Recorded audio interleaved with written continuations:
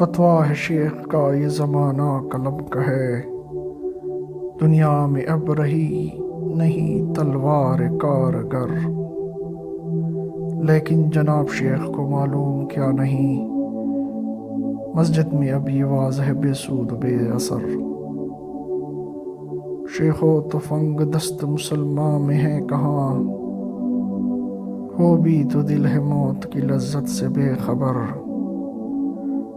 کافر کی موت سے بھی لرزتا ہو جس کا دل، کہتا ہے کون اس کے مسلمان کی موت مر۔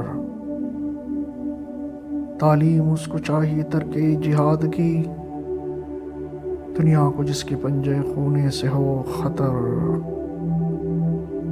باطل کے فعل و فر کی حفاظت کے واسطے، یورپ ذرا میں ڈوب گیا دوشتا کمر۔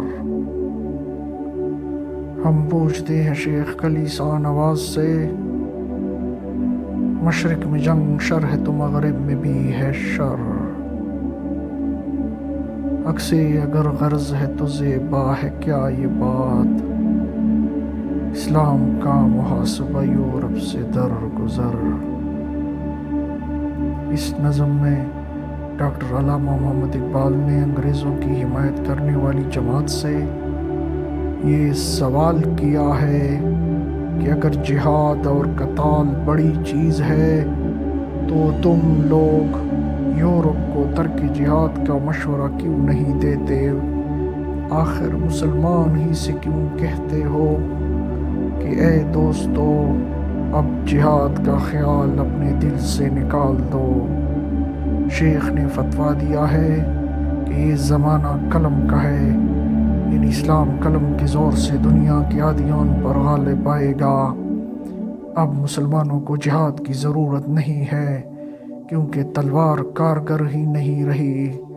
لیکن کیا جناب شیخ اس حقیقت سے آگاہ نہیں ہیں کہ مسجدوں میں یہ واز بالکل بے سود ہے؟ مسلمانوں کے پاس تلوار ہے کہاں جو جناب شیخ اسے نیام میں رکھنے کا مشورہ دے رہے ہیں؟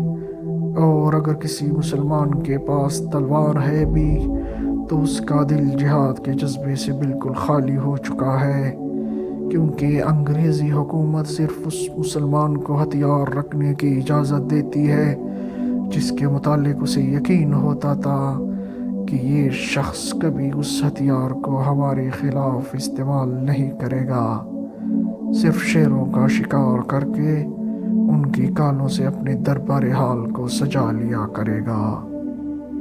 جس مسلمان کی حالت یہ ہے کہ وہ کافر کی موت مرنا بھی نہیں چاہتا، یعنی چرپائی پر بھی مرنا نہیں چاہتا، اس بزدل سے کون یہ کہہ سکتا ہے کہ تو ایک مسلمان کی موت مر، یعنی درجہ شہادت حاصل کر؟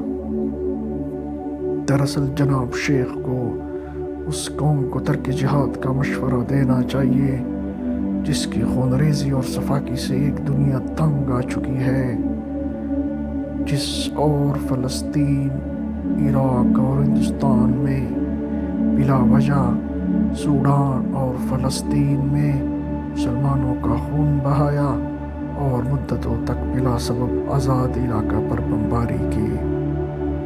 اقوام یورپ اپنے باطل نظام و غلط عقائد کی حفاظت کے لیے ہر وقت جنگی تیاروں میں مشغول ہیں۔ اگر اقوام مشرق کے لیے جنگ و جدال بری بات ہے تو یقیناً اقوام مغرب کے لیے بھی یہ فعل مذموم ہی ہے۔ اس لیے ہم کلیسا کی حمایت کرنے والے علماء سے یہ پوچھتے ہیں کہ اگر تم حق کی اشاعت کر رہے ہو تو یہ کیا بات ہے مسلمانوں کو جنگ سے بچنے کی تلقین کرتے ہو اور یورپ کو اس فعل سے باز نہیں رکھتے؟ اگر یورپ کو یہ حق حاصل ہے کہ اپنی اصولی زندگی کی یا استحکام کے لیے تلوار اٹھا سکتا ہے تو مسلمانوں کو بھی ہونا چاہیے۔